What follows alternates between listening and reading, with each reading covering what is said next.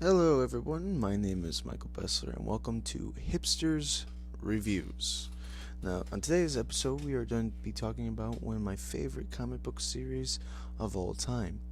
And today's episode is The Umbrella Academy. Now, The Umbrella Academy is a fascinating and really riveting collection of comics that has shocked and interested the world as of recent years. Now, if you're like me and originally found out about the Umbrella Academy TV show, it merely scratches the surface of what the comics really are. See, there was what's also great is a lot of people feel threatened about reading a collection of comics. So, say Batman, for instance, he has over 50, 60, 70 years worth of comics. But the Umbrella Academy, they only have 3 volumes. So we're going to talk about them. Now, the first volume is Apocalypse Suite. What happens is we get to see the origin stories of the 7 Hargreaves children. The Academy, if you will. The Umbrella Academy, they are the protection, they are the umbrella of the world. In each volume, we explore a different character.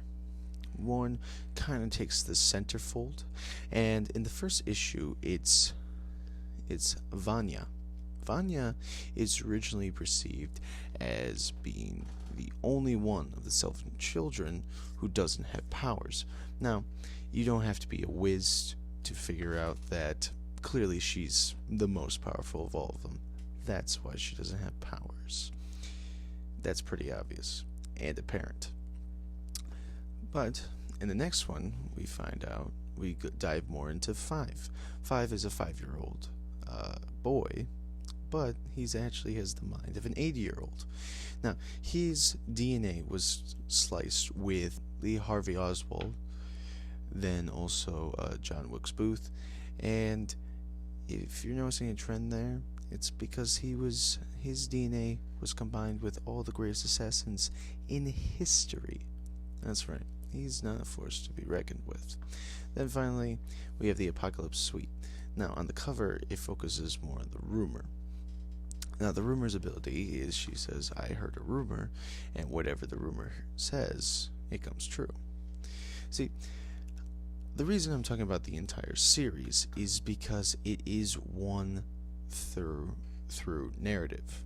It is incredibly well written and well drawn. Now, fun fact about Gerard Way, he is the lead singer of My Chemical Romance. And now, don't let that repel you. He is incredible at storytelling about, 6 unlikely heroes trying to grow up in a world that either they hate, are hated, or who knows. Like I said, we follow 6 of the main characters. Now, after their teen years and the death of the Horror, which was number 6, the 6 children that remain. Unfortunately, the Horror does die, but that is kept to us a mystery even throughout the entire volumes. Now, it's hinted at that it could be Luther's fault, but we're not sure. That's also a great compelling narrative because we, as the audience, would love to know what happened to this great hero.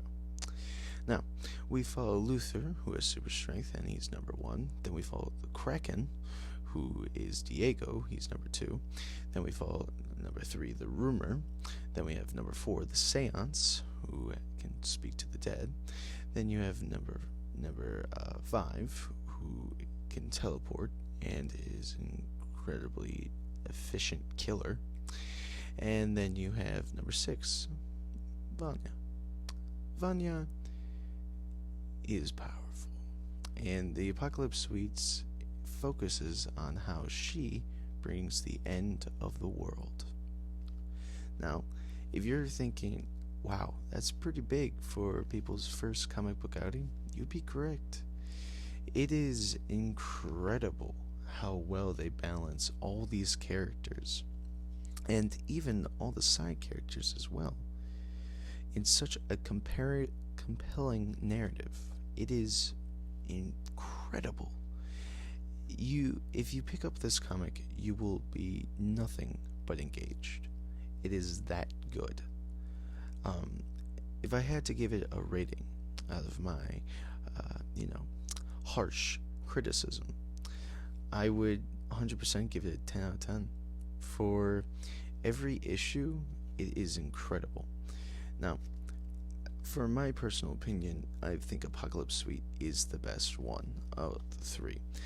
I would say then would be Hotel Oblivion. It deals with all their supervillains breaking out. Hotel Oblivion is basically their version of Arkham Asylum or The Raft, if you want a Marvel comparison. Incredibly good. Also, the drama in this is so good. Then last is Dallas. Dallas has a bit of pacing issues and can kind of seem rushed. You can tell they had grandiose ideas, but it does kind of get lost in the shuffle. Still does not make it bad though. It's just not as good as the others. I strongly recommend that you check out all three volumes of The Umbrella Academy, and I give it my glowing 10 out of 10. Would recommend. This has been Hipster's Reviews with Michael Bessler. See you next time.